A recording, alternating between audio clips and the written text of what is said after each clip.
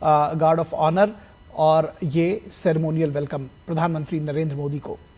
प्रधानमंत्री नरेंद्र मोदी का औपचारिक स्वागत करते हुए थाईलैंड के प्रधानमंत्री पेथोंगथांग शिनावत। Our scheduled bilateral talks include a meeting between the Prime Ministers of India and Thailand. दोस्तों, भारत के वजीर-ए-आज़म नरेंद्र मोदी थाईलैंड पहुंचे हैं और जहां पे वो बिम्स्टेक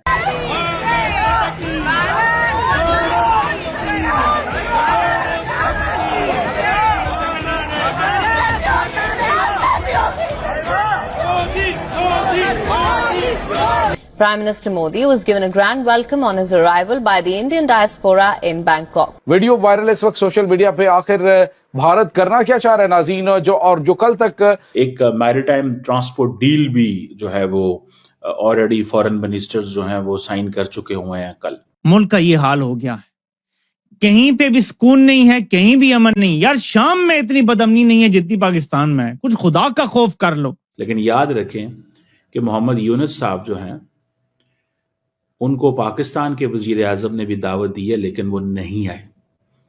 वो चाइना चले गए और फिर अब वो नरेंद्र मोदी से मिल रहे हैं। अब होना ये चाहिए कि भारत अपने 15,000 ट्रुप्स को लेकर जो सिलीगुड़ी कॉरिडोर का एरिया है, यानी जो बांग्लादेश के साथ, नेपाल के साथ एक साइड पे मिलता है, एक तरफ भारत के साथ मिलता है। ट्रंप ने जो टैरिफ्स लगाए हैं दुनिया के तमाम ममालिक पे, पाकिस्तान पे 29% टैरिफ लगाया है। हमारे यहाँ बिजली बहुत महंगी है, हमारे यहाँ दीगर चीजें लॉजिस्टिक्स वगैरह बहुत महंगी हैं। उनके साथ हम 29% टैरिफ पर अमेरिका को जो चीजें एक्सपोर्ट कर रहे हैं, हमारा हशर क्या होगा हमें अंदाजा कर लेना चाहिए। जय हिंद दोस्तों, नरेंद्र मोदी कल बिम्स्टेक में पार्टिसिपेट करने के लिए बैंकॉक पहुंचे और बैंकॉक की प्राइम मिनिस्टर ने उनको रिसीव किया। दोस्तों, नरेंद्र मोदी से मिलने के लिए वहां पर इंडियन डायस्पोरा भी था, पूरा इंडियन डायस्पोरा जो कि नरेंद्र मोदी के नारे लगा रहा था। इससे पता चलता है कि नरेंद्र मोदी की कितनी पॉपुलैरिटी है। वहीं पाकिस्तान का बिम्स्टेक में नाम ना होने से, इसमें पार्टिसिपेशन ना होने से पाकिस्तान क्यों आग बबूला हुआ, आप इस वीडियो को देखिए। दोस्तों, भारत के वजीर-ए-आज़म नरेंद्र मोदी थाईलैंड पहुंचे हैं और जहां पे वो बिम्स्टेक, जो कि बेसिकली भारत ने एक सार्क का मुतबादिल ढूंढा हुआ है कि कैसे पाकिस्तान को साइडलाइन करना है, कैसे पाकिस्तान को इग्नोर करना है और कैसे खित्ते के बाकी ममालिक को साथ मिला के अपनी मर्जी का एक रीजनल ऑर्डर देना है। ये वो बिम्स्टेक है। और आपको पता है कि बिम्स्टेक जो है, इसकी जिन लोगों को नहीं पता उनका बताता चलो कि this is Bay of Bengal initiative for multi sectoral cooperation, particularly in technical and economic areas. अब सवाल ये पैदा होता है कि ये जो बिम्स्टेक की मीटिंग है, इससे पहले बताता चलूं कि एक मैरीटाइम ट्रांसपोर्ट डील भी जो है वो ऑलरेडी फॉरेन मिनिस्टर्स जो हैं वो साइन कर चुके हुए हैं कल। और अब नरेंद्र मोदी पहुंचे हैं और वो जारी बात है इसको आगे की तरफ चीजें लेके जाएंगे। लेकिन सवाल ये है, जो सबसे इंपॉर्टेंट चीज है, कि नरेंद्र मोदी और मोहम्मद यूनुस की जो मुलाकात है वो मुतवक्के है। पहले ये कहा जा रहा था कि नहीं, नरेंद्र मोदी नहीं मिलेंगे। अब ये बातें चल पड़ी हैं कि नहीं, मोदी और यूनुस मिल रहे हैं। ये क्या हुआ? पहले कहा गया कि मुलाकात नहीं होगी, नहीं मिलेंगे, नहीं मिल सकते, और अब कह रहे हैं कि नहीं मिलेंगे, मिल रहे हैं, प्लानिंग है, सोच रहे हैं। क्या नरेंद्र मोदी और भारत ये सोच रहे हैं कि अगर यूनुस को इतना साइडलाइन किया, इतना एनॉय किया, इतने हालात खराब किए, तो शायद यूनुस का कम बैक मुमकिन ना हो। So it's better to meet. लेकिन याद रखें कि मोहम्मद यूनुस साहब जो हैं उनको पाकिस्तान के वजीर-ए-आज़म ने भी दावत दी है, लेकिन वो नहीं आए। वो चाइना चले गए और फिर अब वो नरेंद्र मोदी से मिल रहे हैं। खैर, इसके ऊपर भी जारी बात है, बहस होगी, बात होगी, डिस्कशन होगी। लेकिन ये जो bay of Bengal initiative for multi sectoral technical and economic cooperation है, जिसमें ये सारे के सारे ममालिक, जिसमें थाईलैंड और म्यांमार और बाकी तमाम सार्क के पुराने ममालिक, जिसमें बांग्लादेश, भूटान, नेपाल, श्रीलंका और इंडिया इटसेल्फ जो है वो इन्वॉल्व है। अब असल मकसद क्या है? असल मकसद यह है कि इंडिया अपना रीजनल ऑर्डर लेके आना चाहता है, लार्जली जिसको लोग इग्नोर करते हैं जिस बात को। India wants to bring its own regional order. India wants to give a message to Pakistan and China तो इन हालात के अंदर भारत के तजियाकार जो हैं मेजर गौरव ने अपने एक व्लॉग के अंदर क्या कहा कि अब होना ये चाहिए कि भारत अपने 15,000 ट्रुप्स को लेकर जो सिलीगुड़ी कॉरिडोर का एरिया है, यानी जो बांग्लादेश के साथ नेपाल के साथ एक साइड पे मिलता है, एक तरफ भारत के साथ मिलता है और एक तरफ नाज़रीन जो है वो भूटान के साथ उसका एरिया मिलता है, तो चाइना जो है उसके साथ भी उसका एरिया। तो अब नाज़रीन चाइना जो है वो इनके साथ अहम तरीन इनके कॉन्ट्रैक्ट बांग्लादेश के साथ भी हो चुके हैं और भूटान के साथ भी हो चुके हैं, और भूटान के साथ इनके काफी ज्यादा मामलात खराब है। तो अब नाज़रीन हुआ ये है कि बांग्लादेश जो है वो शायद बांग्लादेशी फौज जो है उसने थोड़ा सा उसको हाथ फेरा गया जी कि चले अब पाकिस्तान के साथ किया तो बांग्लादेश के साथ भी दो हाथ किए जाए, और प्लानिंग जो है इन्होंने इकट्ठी की हुई थी कि बांग्लादेश और पाकिस्तान दोनों में दाखिल हुआ जाए। आखिरी चीज इनके लिए जो बुरी खबर है वो है ट्रंप का झटका। अमेरिकी सदर ने इस हुकूमत को ही नहीं, पाकिस्तान की दुनिया भर की हुकूमतों को एक झटका दिया है। पाकिस्तान पर जो टैरिफ है वो 29% कर दिया गया है। हम अपना माल बाहर बेचते हैं और हमें जो गरीब ममालिक को हासिल मुराद हैं उसमें मुराद हासिल थी, तो अब हमें अपना माल बाहर बेचने पर 29% टैरिफ अदा करना होगा।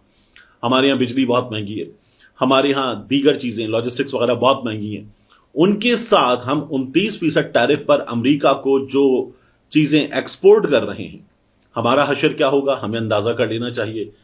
चाइना पर 34% है, इंडिया पर कुछ 19% टैरिफ है, इन हालात में पाकिस्तान पर टैरिफ आया है।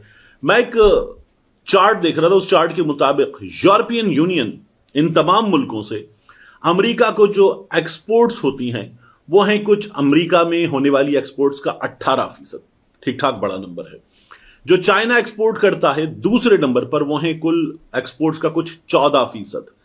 फिर उसके बाद वियतनाम वगैरह भी बहुत ऊपर हैं, उन पर भी अच्छा खासा टैरिफ आयद हुआ है। हम कहां हैं? हम अंगोला के साथ, नाइजीरिया के साथ और इस तरह के ममालिक के साथ हैं। हम बहुत नीचे जाकर लेस देन 1% पे हमारी एक्सपोर्ट्स कितनी अमेरिका को, ये हैं कुछ 5 बिलियन से जरा ज्यादा, और हमारी अमेरिका से इंपोर्ट्स कितनी हैं तो ये हैं कुछ 2.2 बिलियन डॉलर के आसपास। अमेरिका ने बैलेंस ऑफ ट्रेड जो है उसमें कितना नेगेटिव है अमेरिका, इसका हिसाब लगाया है तो अमेरिका पाकिस्तान के मामले में कुछ 3 बिलियन डॉलर डेफिसिट में है, तो हम पे 29% लगाया है। जो चाइना है, यूरोपियन यूनियन है, वहां वो 200 बिलियन डॉलर 250 बिलियन डॉलर इतने डेफिसिट पर है और अमेरिका उन पर ज्यादा टैरिफ आयद कर रहा है। ट्रंप कह रहा है हम खुशहाल होंगे इससे, और दुनिया वो इस वक्त शदीद रद्द अमल दे रही है और ये कह रही है ठीक है अब हम आपकी मसनूआत पर टैरिफ लगाएंगे और ठीक ठाक टैरिफ लगाएंगे। क्या हम ये कर सकते हैं? देखिए, अगर हम ये करने की सोचें तो एक हम अमेरिका से मंगवाते कितना है इसको देखना पड़ेगा। अगर ऐसा होता कि हम अमेरिका से मंगवाते ज्यादा, अमेरिका को बेचते कम, तो अमेरिका को नुकसान होता।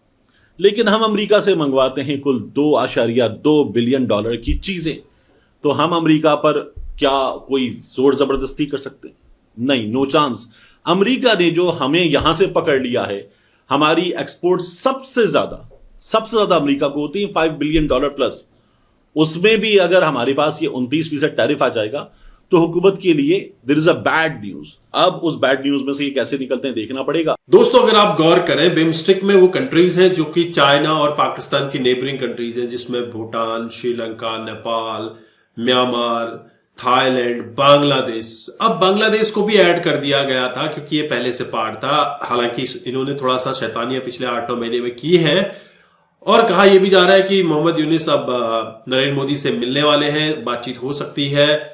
अभी तक तो हो रहा था कि नरेंद्र मोदी यूनिस से नहीं मिलेंगे, लेकिन अब नानुकुर करते हुए दोनों के बीच मुलाकातें हो रही हैं। हो सकता है यूनिस ने घुटने टेके हों और माफी मांग ली हो, तो कहीं ना कहीं बिम्स्टिक को लेकर पाकिस्तान में एक झुंझलाहट सी दिख रही है कि हमें शामिल नहीं किया गया है। बिम्स्टिक का मेन मकसद यही है कि जो हमारे नेबर्स हैं वो प्रॉस्पर रहें, और साथ ही साथ पाकिस्तान और चाइना को इससे अलग रखना ही इस बिम्स्टिक की एक पहल रही है, जिसमें पाकिस्तान को अलग थलग किया गया है क्योंकि सभी देशों को पता है कि चाइना और पाकिस्तान किस तरह से पीठ पर खंजर डालते हैं, और पाकिस्तान खास तौर पे आतंक का सप्लायर तो है ही, और जिसे टेररिज्म की इंडस्ट्री भी कहा जाता है, तो कहीं ना कहीं पाकिस्तान यहां पर शामिल ना होने से काफी परेशान है और पाकिस्तान चाहता है कि इसमें शामिल हो। और आजकल खबरें